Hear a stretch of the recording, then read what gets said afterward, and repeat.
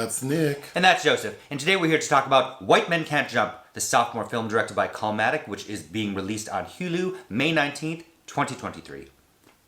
This director's first film was the remake of House Party. Yes. Which I did like. I was surprised to hear that was not kind of well received. Well, the critique, at least from our video, or like the comments of people who didn't like it, they felt like the jokes were stale and dated.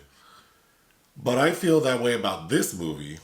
I feel that is much more apparent in this film, and I don't disagree about some of that with the House Party remake, but I thought Calmatic did a really nice job in navigating this, contemporization of what is a 90s classic. White Men Can't Jump, which I watched for the first time, the 1992 Ron Shelton film starring Wesley Snipes and Woody Harrelson. I think you watched it with me relatively recently, and that wasn't a film I expected it to be what it was. So I was curious to see what he would do updating this film. Well, this is a remake of the 1992 film about a pair of basketball hustlers who team up to earn extra cash. So Sinqua Walls plays Kamal, and Jack Harlow plays Jeremy. And they live in LA. They both play basketball. Kamal was going to go pro, but then he had an incident that we're not made clear of until the end. We keep getting flashbacks to it, which I kind of felt was unnecessary. I did too, because it leaves us wondering, what happened? And then we find out it's he kind of has anger management issues. But anyway, he doesn't make it pro because he has an outburst that gets him kicked out of the game, I guess. He gets arrested. And then Jack's character, Jeremy, he's a talented basketball player, but he has issues with both ACLs, and we see that he has had surgery on them previously. So he struggles with that. But they also both need money. Kamal's married to Teyana Taylor's character, and since he didn't go pro, they've been struggling to make ends meet. She does hair in their house. And they have a kid. And Jeremy's girlfriend, played by Laura Harrier, who I know from the Mike series on Hulu, where she played Robin Givens in one episode. Yeah. So, or was she the beauty? No, she was Robin. She was Robin. Anyway, she's a ballet dancer who Jeremy thinks wants more from her than just his time. That's a plot point that I thought was silly. But anyway, they just play these street basketball games and hustle people. And in the original, they hustle these street players because, of course, all the people playing are black, and none of them think that Woody Harrelson can play basketball. The original team, they're basically grifters in the original film, because they have a little scheme, and that makes much more sense to me. More so than in this film, yeah. Because in this film, I don't know, we can get into it, but I just felt like their dynamic seems odd considering the city they're in 2023, and that people do seem so shocked about this white boy. But we can get into it. Anyway, it all culminates with there is a big street tournament that the payoff is $500,000 for the winning team. And it's a 4-player team. So Kamal is struggling with the fact that since he didn't make pro, he feels very self-conscious. People are judging him. He works for a UPS kind of place as a delivery driver. It's called VTX. And he's embarrassed. So he's having a hard time playing in a bigger setting. But of course, he gets convinced to do so. And it's him, Kamal, Jeremy, and then their 2 friends. Kamal's 2 friends. Speedy and Renzo. Of course they win. And then because they win, Teyana is able to open up a beauty salon. Kamal gets to play pro overseas, which gets parlayed into playing for the G League, the Lakers G League, and then that gets parlayed into him getting a 10-day contract to play for the actual Lakers. And then Jeremy buys his girl a ring, proposes to her, and he's working as a professional basketball coach. I thought that was weak. Yeah. But anyway, that's how it ends. Sure. It happened. We got this film. Again, I think I was disappointed because I liked House Party. Again, updating something called White Men Can't Jump for today, I almost wish they had done away with the bones of the original film and made something that's more of an homage, but dealing with contemporary issues in a more meaningful way. I agree. I think the title should have been adjusted. It feels odd for 2023, like irrelevant. And within the first 10 minutes, the black-white jokes, like racial jokes, got really old. They felt really tired, like something out of like a 90s sitcom. And then, I mean, Kenya Barris is a co-writer. Kenya Barris wrote it with Doug Hall, who's also written several Barris productions. And my impression of his writing as it pertains to like black people is that it feels he's in a very special like elite corner, and it feels like he's out of touch. Mm-hmm. And just like the movie You People that he directed, that felt out of touch. So that's how I felt about this overall, and I agree. I wish they would have, call it anything else, like Hoops or Ball or something, and then we have these two friends who are an unlikely pairing, but not because they're black and white. Make it really interesting. Make one gay, or maybe make it a white guy and an Asian guy, and they're playing basketball and everyone's underestimating them. Or maybe because they're shorter in height. Something. And then I thought what would have been cute, because Jack Harlow and Sinqua are like, they have cute chemistry. They both have a likable presence, which I was surprised for Harlow, who I'm not as familiar with. So I almost thought this could have worked as like a romantic comedy. Like two guys who maybe don't have friends because they kind of beat themselves up over not achieving their goals, and maybe they get close and they uplift each other, and maybe they start a business. I was disappointed that Sinqua's character just ends up playing basketball, because the other thing is the grand prize is $500,000, and it's a legit tournament. This is not a street game where they're going to split $500K in cash. This is like an LLC that rented out a thing, and it's official. There are entrance fees. So if they're getting paid $500,000 minus taxes, each one of them is getting under $100,000 to be sure. So it's like, that's not a lot of money. In Los Angeles, that is not a lot of money. Where did Teyana buy or lease a beauty salon? Well, and a note on that, like Teyana Taylor, who's playing Imani, she makes it seem like she's doing what she needs to do to make ends meet, right, for her and her man and her child. It isn't, and we only really see her with one client in the house. It's not clear to me that this is her passion. So I don't know, if we're gonna give her a salon, could we have at least had a scene where that's like this is what she wants to really be doing with her life? Because if you remember in the original, we have Rosie Perez, who is dating Woody Harrelson in that, and I don't like how her character's utilized in that, but she's cramming all this knowledge tidbits trivia because she's trying to get on a game show, if I'm remembering correctly, to win, and that's her hustle. And we split it between these two women that in this version that have nothing to do. Yeah, we don't know that hair is Teyana's passion. She just says she does it to make ends meet. They're struggling, apparently, even though Kamal drives an Escalade. Granted, it's old, but it just feels like I needed more between them. Like, where are we? We're married, we have a kid, we don't have money, but then when it's time to pay the tournament fee, Teyana throws 5 G's at it like nothing. She's like, I'm doing this so you can get out of this rut, basically. Well, that's not the line she says, but it's kind of a dumb line there. But so then Jack's character, Jeremy, his hustle besides basketball is that he's selling like these like detox cleanse drinks that just felt so silly. Well, it's just that, why don't you have a day job? Then he's also mildly addicted to painkillers. The film's not really taking a stance on if this is a problem for him. Yeah, not really. So then it just felt kind of stupid. Like, I mean, is he taking ibuprofen and Tylenol, or is he hooked on Oxy? Like, I don't understand. Well, he's buying drugs from somebody at the gym. I believe it's Andrew Schulz. Is that the character? Who I really like. He's and funny. I thought he was funny.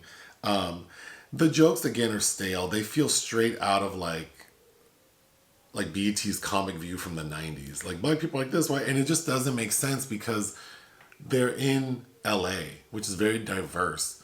And both of these guys grew up here. it just seems like the jokes are really forced, particularly from Kamal's two friends who you mentioned. Renzo and Speedy, played by Myles, Bullock, and Vince Staples. Every joke they make, it feels like they knew they were they knew these jokes were some bullshit when they said them. But they had to. So then here we are. Right. I mean, the original film, I think, had more bite to it than this film does, in how it's navigating race relations. And yeah, all those jokes just land. I mean, they just seem straight out racist. Right. There is one funny joke I wrote down, or comment, which is Kamal's character is wearing like shorts. Mm-hmm. And then one of his friends goes, "You got them thighs out looking like Mailman the Stallion." Yeah, there are a couple chuckles to be had, for sure. I mean, that's the kind of humor that would make sense with this movie. Like, they're ribbing each other. But again, just constantly talking about, oh, black this, white that. And they're trying to be aware of it, because they're like, can we stop with the race stuff? They're even saying that, the two main characters. But they can't. But they can't. But it's really because of the world around them. Everybody else is reminding them of that, which too. just feels so out of place, again, in LA in 2023. Well, because if you because Woody Harrelson he was able to clap back a bit, if I remember correctly, in the first film. Like he had to be like Jack Harlow is just so non-threatening. He's like a little puppy. Yeah, so I did think he was cute like a puppy. He has that like Cocker Spaniel hair, and the character chooses to wear really like ugly, garish clothes. Yeah, like his outfits are a point to the story that they're kind of distracting. That's part of his shtick. So he's cute, and then the way he ribs everyone on the court is to get in their head to distract them. So some of it is funny.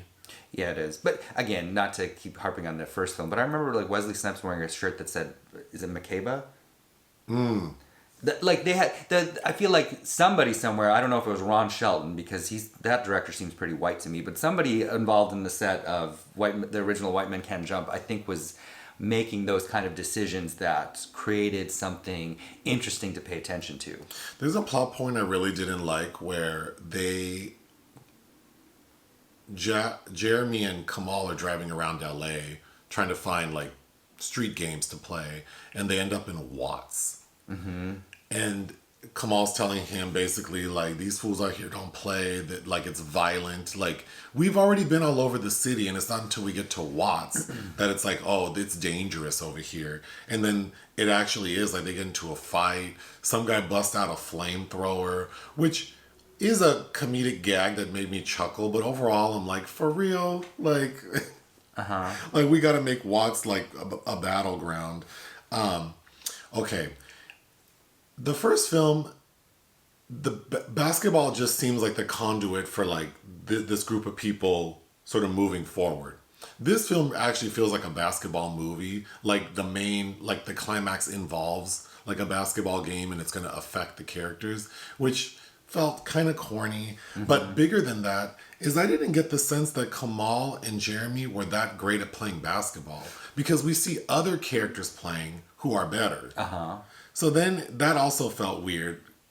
I mean, it was very Joanna Man to me. Like, like Miguel Nunez doesn't seem like he would be that great at playing basketball. I agree. Yeah, right away you're questioning it. Right, because we see other people doing better. So then the fact that Jeremy and Kamal specifically was going to be pro, I really didn't feel like we saw those skills on display. No, and even how those are shot, I feel like how they're shot and choreographed, where everything's slowed down, and they have to be careful showing that skill, because I don't know that they excel at them. I do like how the film looks. It's very vibrant. It was shot by Tommy Maddox-Upshaw. Yeah, it does look really good. Visually, it's a nice little love letter to Los Angeles. Yeah. Again, there's a device where we get a lot of flashbacks to the game where Kamal lost his cool and was arrested, and his future ended. And his dad is played by Lance Reddick, rest in peace, who we know recently died.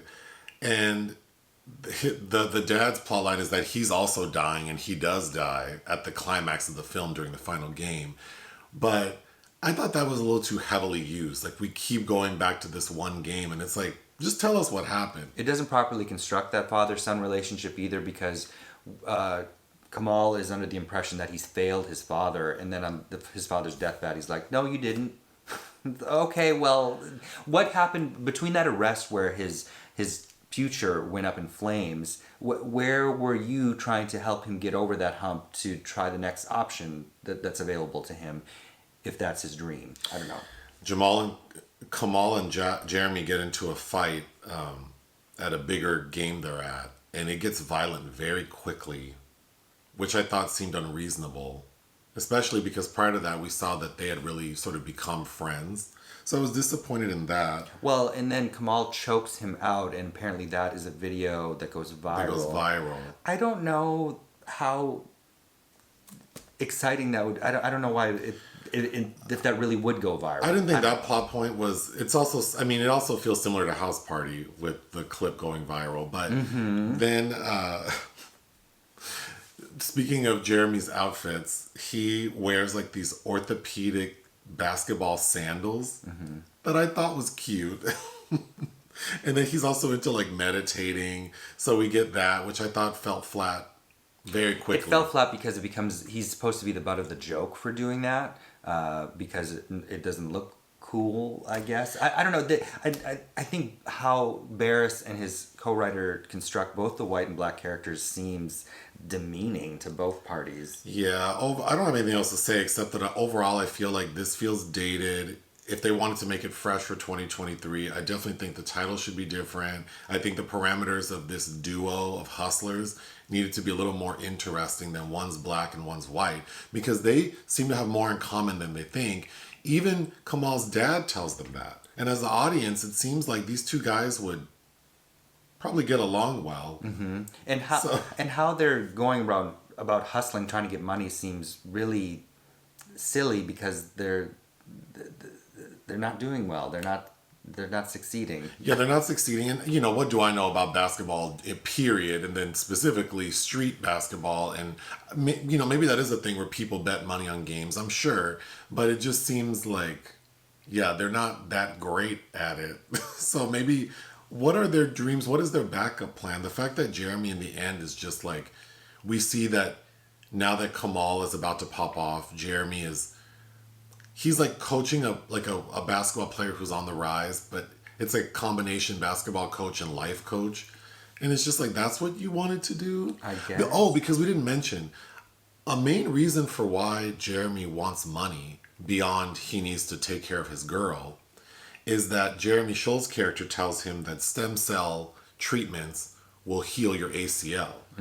So for the entire movie, I'm thinking, because Jeremy says it, that he needs to get that stem cell treatment. And then once he gets the money, we don't talk about the treatment anymore. No. So what was the point of that? Or Tatiana's ballet, or the fact he's like, I have to get money before she comes back. She's on like tour with SZA, we're told. So yeah, it's like she's coming back. She was just working. She's coming back. So I just feel like that was weak. But anyway, and even when she came back, they are having drinks, and she was so dramatic. Like, it really effed me up when you weren't excited for my job, and it's like, you didn't act that after. But anyway. I don't know. I just think that there's a way to convey how there are still significant issues in race relations in this country, but that's just not. That's not how I feel they play out in that way. He made black people seem kind of fragile in this. What would you give this movie? 2. I would give it 2 out of 5. Anything else? No. Hit the thanks button. Listen to our podcast. Bye.